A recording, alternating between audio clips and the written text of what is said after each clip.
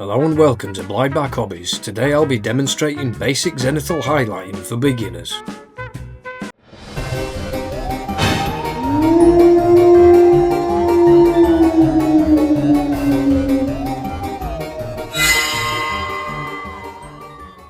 Start off by basing in any suitable acrylic black matte primer, then a mid-dark grey followed by a pure white. Zenith in this context means the high point above the miniature where we imagine the light source to be coming from. An easy one to start with is from the front of the miniature and slightly to the right, and obviously from above. Although you could choose any direction as long as you're consistent after you've chosen. Now I'm going to start creating the first layers with that grey. These are going to form the mid-tones. Keep the direction that you're applying the paint as consistent as possible. Doesn't really matter whether you're using an airbrush or a sponge or even a brush, as long as you maintain this throughout application of the paint.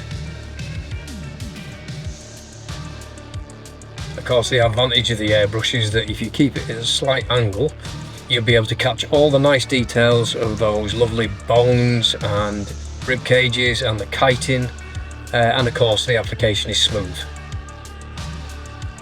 And if we just turn it upside down, we'll be able to see that the shadows are still black underneath. An effective method I've found with the mid-tones and the first layer, maintaining the direction of flow with the paint, is to actually tilt the miniature over ever so slightly to catch a little bit more of the other side, as if the light's coming from ever so slightly above, as well as the direction that you've chosen specifically. So you can see here, more consistent on one side, but more prominent on the right, and we've deliberately caught a little bit of that back left leg.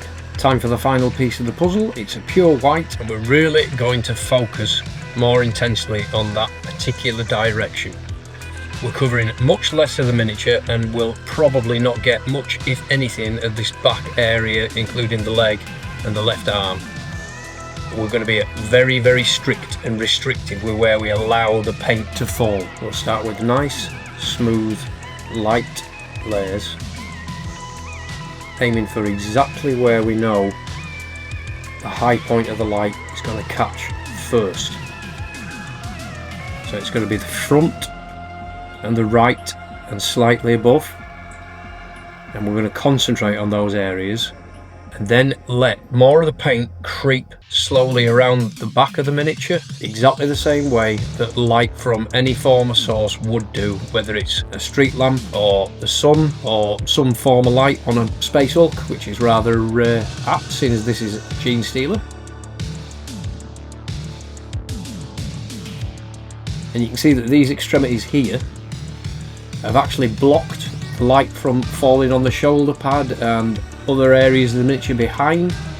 So you can see that's slightly darker, and then the tips of his claws are a lot lighter, as would naturally occur with any sort of light source. And if you wanted this brighter, you could just make it more white, but I'm going to leave him as he is because he's a Genestealer and he should be creeping around a dark corridor, so I think he's rather fitting.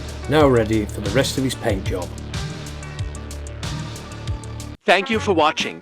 Please like, share, and subscribe. See you next time.